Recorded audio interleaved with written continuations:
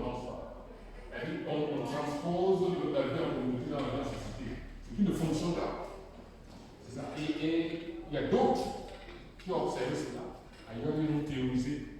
Ils ont dit que restons unis, comme en communauté, malgré ce qui nous sépare, ce qui se passe en société, tout en restant séparés, comme ce qui se passe en société, malgré ce qui nous unit, ce qui se passe en communauté.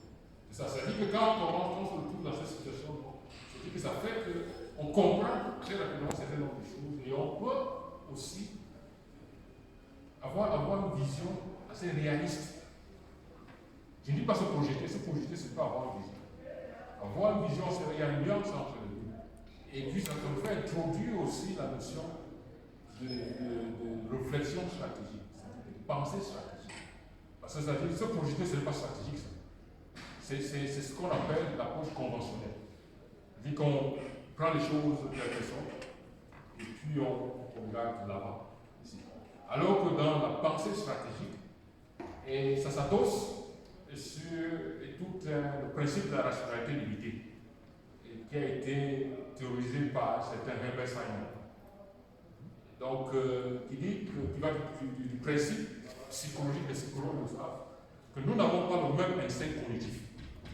Et par le fait que nous n'avons pas le même instinct cognitif, c'est tout à fait normal qu'il y ait des conflits dans les compréhensions. Et pour éviter donc ces conflits, c'est pour ça qu'il faut qu'on s'entende sur la destination. C'est ça, où est-ce qu'on s'en va? C'est la destination. Et c'est ce qu'on traduit dans le jargon de ceux qui sont intéressés par la réflexion stratégique, par la vision. C'est une destination. Et une fois qu'on s'est entendu, c'est ça, c'est pour éviter donc qu'il y ait ces malentendus, une destination.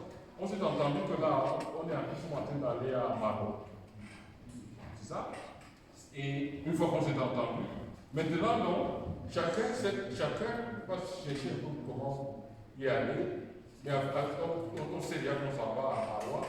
Ce qui fait qu'on vient de résoudre le problème de le fait que nous n'avons pas le même instinct cognitif. Les psychologues, ceux qui peuvent aller en psychologie, parce que il faut que ce soit clair, c'est-à-dire que c'est quelqu'un qui est intéressé par la pensée systémique. Ce qui l'intéresse, c'est une autre chose que les gens doivent noter, c'est que le tout est toute la somme des parties. Et quand je vais aborder l'aspect éducation scolaire, c'est l'un des défis de notre système, c'est-à-dire le système éducatif. Pour être plus précis, c'est le système d'éducation scolaire qui est fondé sur le réductionnisme. Et ce réductionnisme-là, c'est ce qu'on appelle le cartésianisme. Je sais que quand les gens parlent de réductionnisme, on a l'impression que c'est péjoratif. On se dit non, c'est pas. C'est-à-dire que les gens, dans le langage courant, quand on dit que c'est réductionniste, les gens pensent que c'est une insulte. On est en train de dire que vous êtes cartésien. C'est en fait ça. Parce que quand on prend le tout, on décompose en plusieurs morceaux. Et puis, le systémiste, lui, dit que le tout, là, ce qui l'intéresse, ce n'est pas les morceaux, c'est l'interaction entre les différents composants.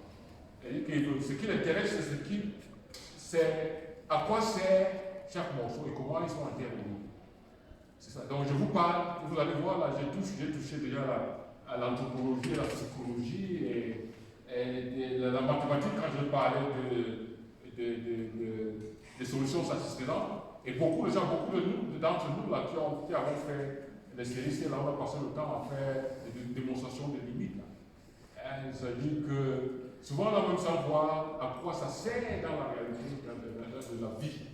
C'est ça, c'est pour ça qu'on a réussi. Mais quand on ne fait pas une connexion entre cela et la société, il y a quelque chose qui manque. Donc, c'est-à-dire que et ce que j'ai l'habitude de dire, vous allez voir même des ingénieurs qui ont fait et toutes ces écoles qui sont réputées là, mais qui se retrouvent à être